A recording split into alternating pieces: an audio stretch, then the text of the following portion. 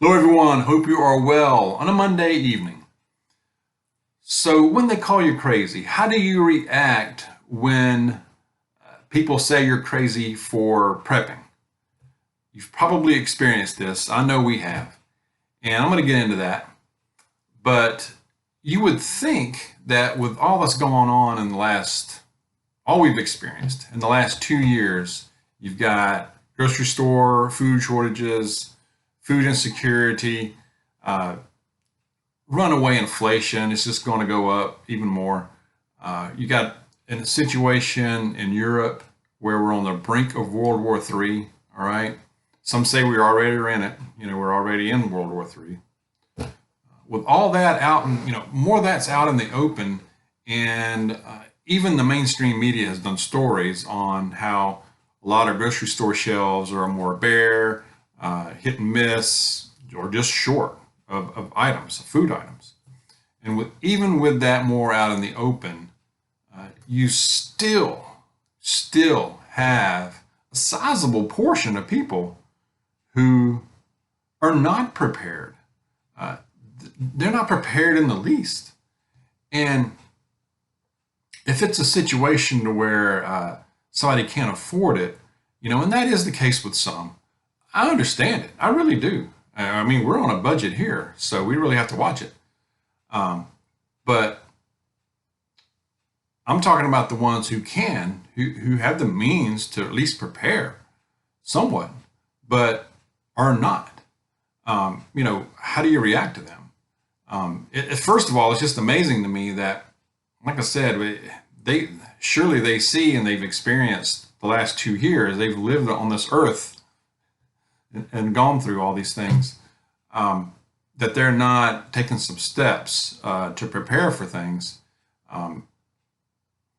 They usually will, and this is what we've experienced. They will say it, react one of two ways. If they know that you are preparing, they number one think you're just crazy, and they may say it.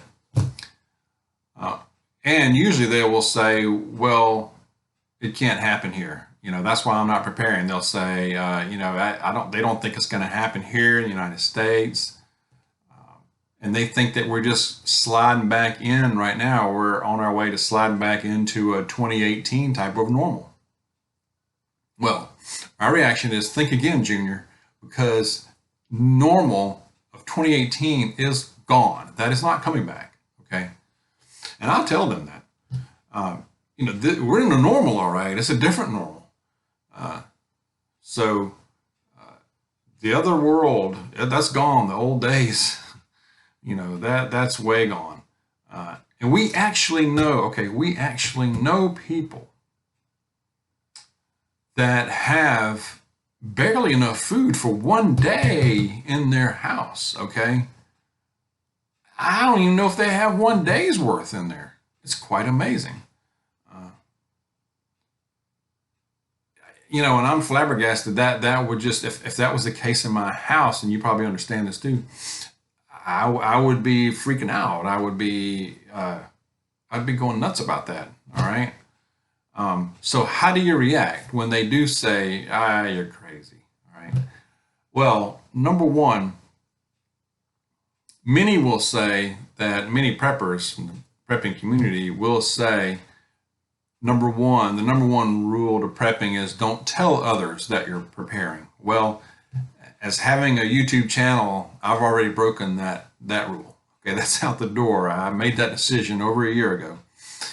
And I have told some family, and I've told some friends, some close trusted friends. Okay, so we've told some, but we're careful about who we talk about it to. But even with that, we've had some, they may not say, dog, straight up, you're crazy, but the way they react, they will laugh or they will be dismissive about it. Okay. So number one, be careful who you talk about it to. Okay. And I'm going to go through some categories here. Neighbors. Number one, neighbors. Man, you better be careful on that one. I tell no neighbors. All right. Zero people that live around me. Okay. I know who's on, next door. I'm on a first name basis because it's important to know, get to know these people a little bit. All right. But they have no idea. All right. They may have some idea of my political leanings and all that. Okay. Preferences, that kind of stuff. Okay. That's fine. But they have no idea what I got. All right. And they're not going to know. All right. Unless I, over some more time, build up more of a relationship and I know that they are of like mind and that we might go there. All right. Still, you got to be careful of that. All right. Neighbors. I mean, even, I don't care. When we go to the store and grab stuff, I mean, when we pull in that garage, the garage door is coming down as I turn the car off. All right. Nobody sees neighbors and all. They don't see what we bring in the house. All right. Even if I'm coming home from work and I don't even have stuff, I didn't even go by the store.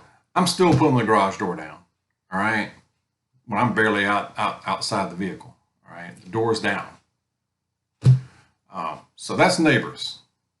Family, caution, word of caution. Okay, be careful about this. Like I said, I've told some and some that we've talked, some family that we have talked to about this are of like mind, and we are good. Okay, there are some family members, a good many family members that I do not tell. They don't know I do this. They don't know about the channel. They're not going to know unless they just run on up by accident, and they probably won't. But I'm just not going to discuss it. All right, not even going there. Friends, there are some trusted friends that know. Only ones that I've known for a long time, I trust, that I have total trust in. Okay, they know, and we're good. Work, okay, work, school, do not go there. That is my advice is don't go there. Work, they're not your friends. All right, they're your workmates. You go to work there. All right. Now you may develop some friendships, okay, but I wouldn't go there. Do not do that. All right. Especially with a supervisor. Heck no. All right. A lot of times they'll say, "Oh, you're just a hoarder. All right, you're part of the problem." No, sir. No, Junior. We're not. Hoarding is what the unprepared are going to do when the SHTF occurs, all right? Because they're not prepared, and then they're going to go into a panic, and they're going to be desperate to feed themselves and their families. Then they're going to go hoarding, all right? And they're dangerous. That will be dangerous. Preparing, we do over time. It's a lifestyle. It's something we've done for years, all right? You go and you build this up over time. You get from one to a few extra items. You're not wiping the shelves clean. You're not preventing other people from getting that food. All right, or that item, whatever it is. There's a big difference in that, and I've explained that to several people. Okay, it's biblical. Noah. Can you imagine what Noah went through when he was preparing for the flood? I mean, can you imagine what they called him? They were probably dangerous too. Joseph from the Bible as well. Noah and Joseph were the ultimate preppers, all right? Talk about faith, all right? There's some scripture. Proverbs 27:12 says, "The prudent see danger and take refuge, but the simple keep going and pay the penalty." So true.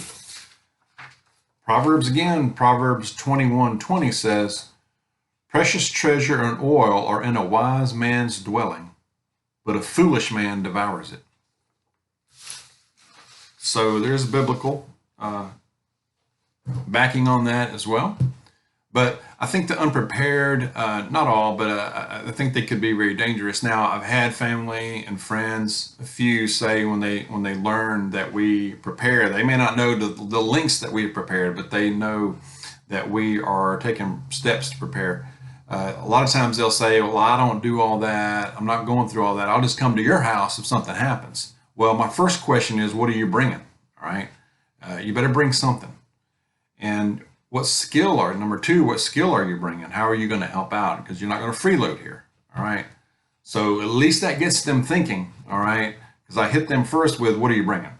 All right. And they usually laugh it off like, but they know that's what I'm going to, that's my thinking. And at least that plants the seed in their head, you know. So that's what I asked, those two questions. Like I said, many can't afford to prepare for years, to do all this, get all these items and all of this. I understand it. I really do. What I try to tell folks if we go into this conversation is at least get a start. It's never too late to start. Okay. If you go and just get some items and get some extra items over several trips to the store, get a week's worth of food and water, you're already ahead of the game. You're already ahead of 90% of the people out there. And then get you a week's worth and build slowly from there. That way it won't bust your budget, you know. So slowly build it. And I tell people, I'm preparing for the more likely things, most of all, your natural disasters, your unforeseen things, power outages. I'm not, your all out nuclear exchange or the unlikely event of a zombie apocalypse. That's a whole different ballgame right there, Who's going to survive that? So those are totally different things, more unlikely. Prepare for the likely things. Prepare for anything, of course, but it's never too late to start. So share some of your experiences. Share how you've reacted to these people, and what was the outcome. Be interesting. So anyway, I will leave it at there. God bless you. I will see you soon.